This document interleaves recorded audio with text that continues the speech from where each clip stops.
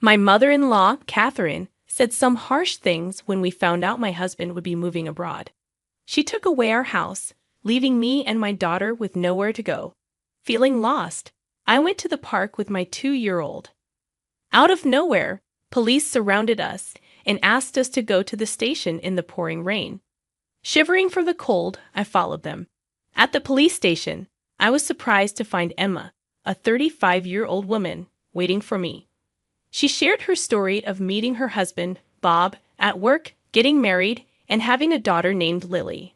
Emma, Bob, Lily, and Catherine, my mother-in-law, lived together in a new apartment.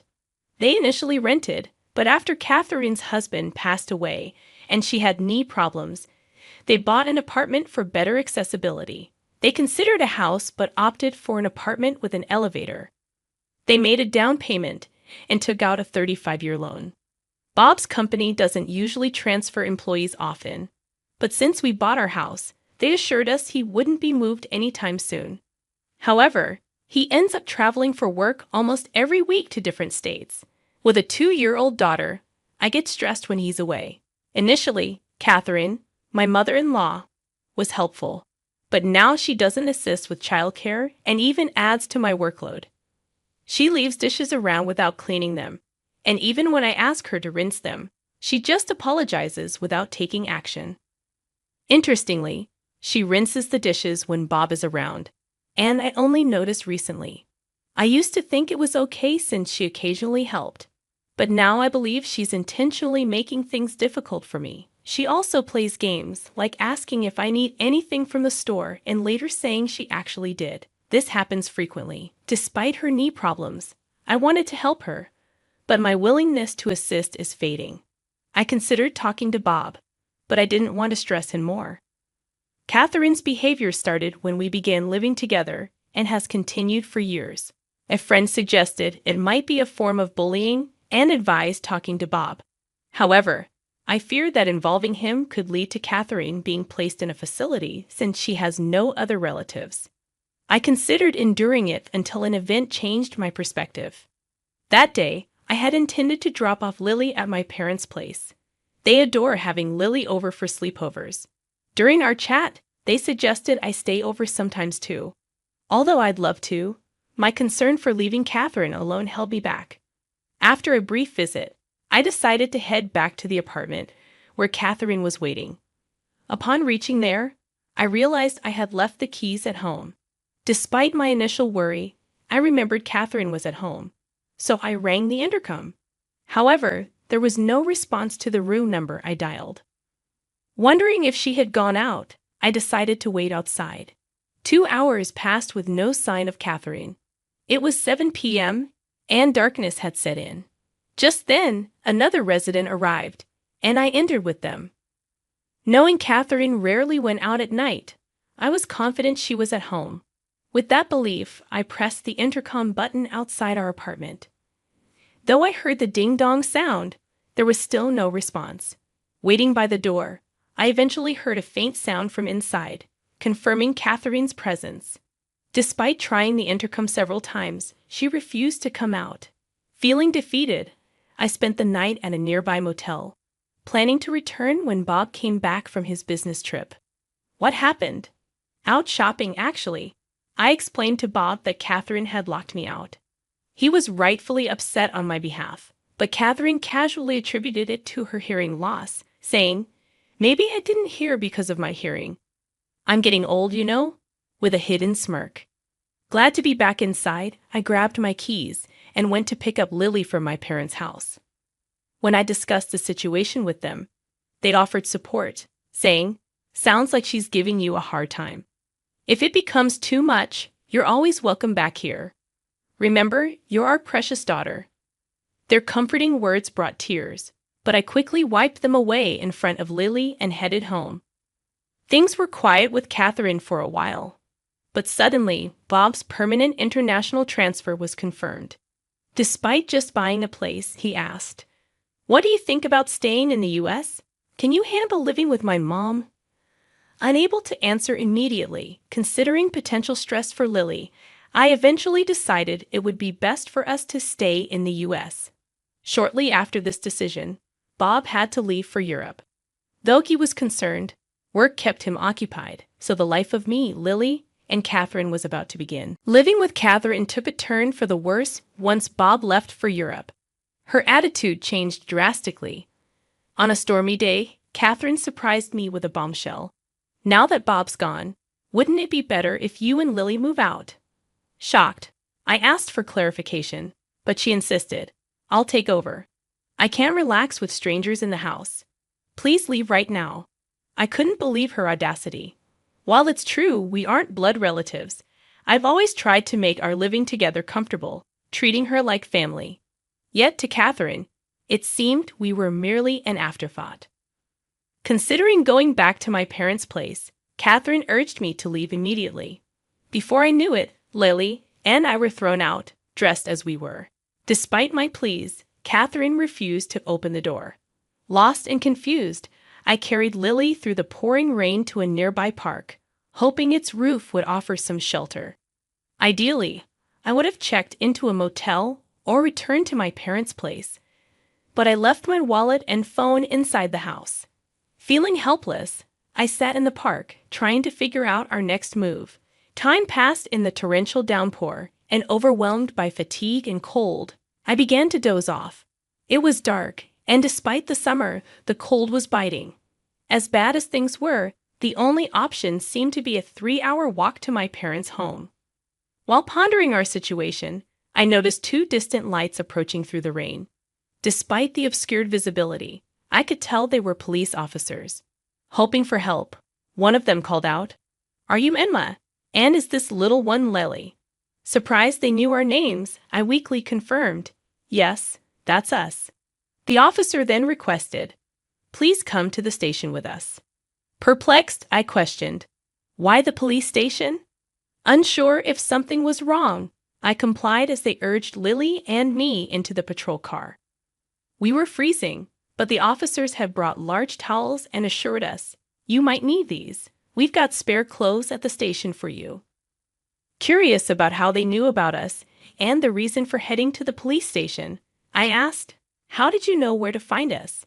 Their response was, "We'll explain everything once we're back at the station. For now, just try to relax." Exhausted, I soon dozed off and woke up to find we had arrived at the police station. Inside, to my surprise, I saw Catherine and my uncle. "Uncle, what are you doing here?" He explained that Bob had contacted him. "Bob suspected you might be having issues with his mom, and since he's abroad, he wanted me to keep an eye on things for him." My uncle shared that Bob had talked to him about this issue previously, asking him to keep an eye on things since he couldn't be there himself due to being overseas. He had seen us in the rain earlier and considered taking us in, but Catherine's extreme behavior prompted him to report it to the police. That's how the officers knew our location and came to our aid. Catherine, sitting on a sofa at the police station, glared at me, seemingly unaware of the reason for her presence. She argued, "Why do I have to be here? I have a bad knee. If Bob were here, this wouldn't be happening." Despite her protests, the situation arose from Bob seeking my uncle's help. In discussions with the police, the possibility of legal implications emerged, leading to the suggestion that I consider hiring an attorney. Catherine dismissed it, saying, "An attorney? That's an overreaction. I just locked the door, that's all. I didn't do anything else." My uncle defended us, highlighting the severity of Catherine throwing us out in torrential rain. He asserted that, in fact, I was the rightful owner of the house. Catherine believed Bob was the owner, but she was mistaken. My uncle, running a real estate business, had arranged a great deal on a condo for us, recommended by Bob. The property was put under my name, a decision I had been indifferent about initially but now appreciated. Following my uncle's counsel, I opted to hire a lawyer. The legal expert conveyed that evicting Catherine would pose challenges, suggesting that placing her in a care facility might be the most feasible solution. Upon learning this, I promptly called Bob to provide an update. Bob, caught off guard by the escalation of the issue, expressed his desire to return from Japan for a thorough discussion. He mentioned considering the option of placing Catherine in a facility. Unaware of these developments, Catherine, still at the police station, casually snacked on crackers. Unable to return home with her, I decided to seek refuge at my parents' place until Bob's return. With Bob expected back in a week, I had some time to contemplate our next steps. If Bob didn't stand by me, divorce seemed like the only recourse. Regret lingered, wishing I had sought advice sooner. A week later, Bob returned from Europe, and I moved back home from my parents' place. Due to the urgency of his return, Bob had limited time in Japan before going back to Europe, so we needed to discuss our next steps. I heard some things from Emma's uncle.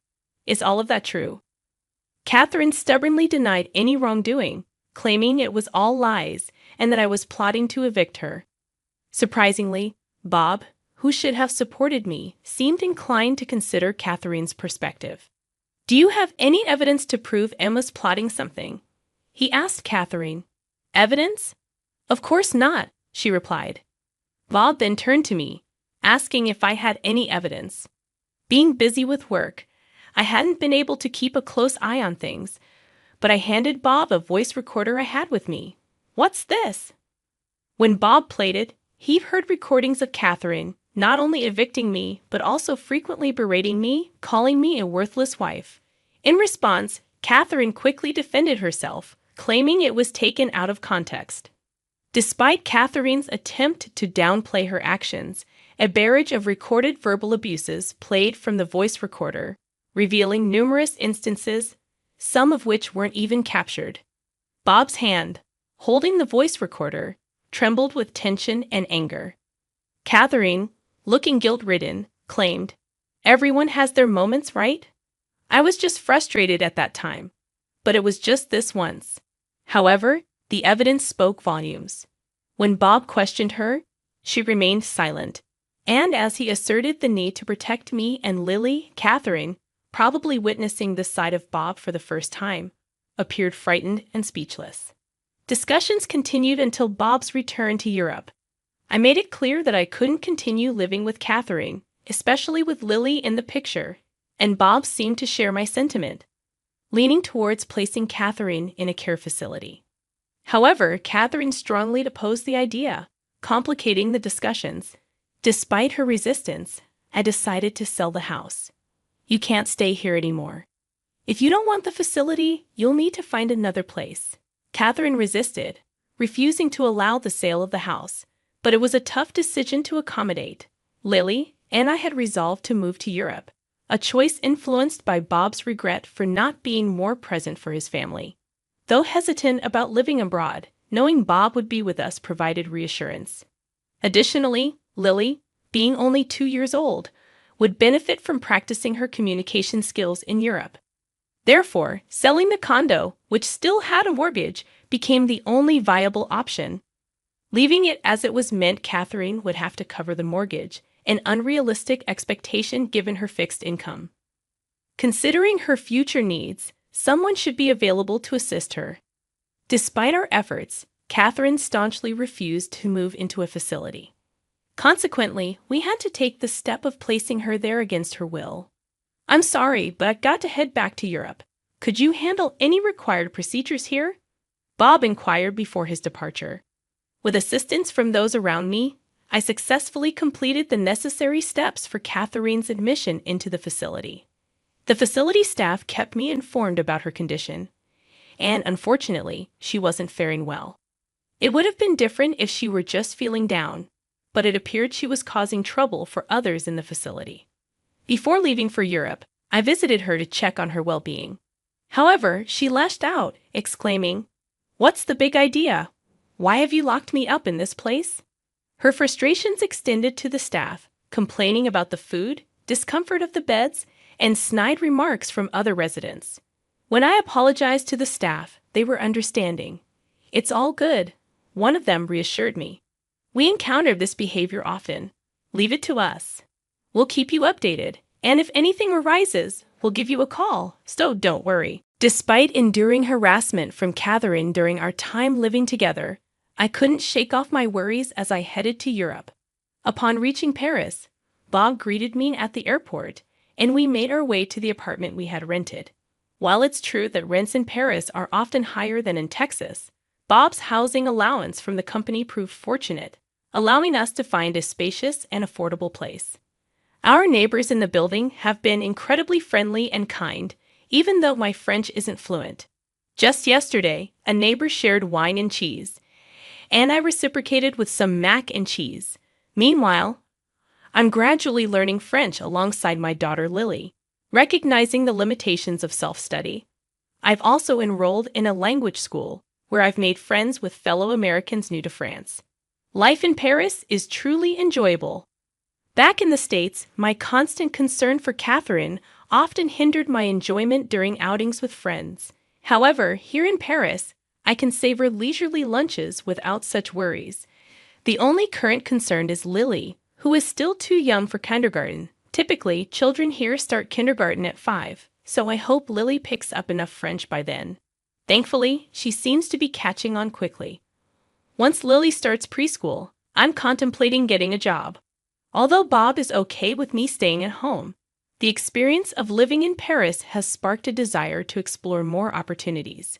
Making friends with a waitress at a nearby cafe, I learned there might be a job opportunity there.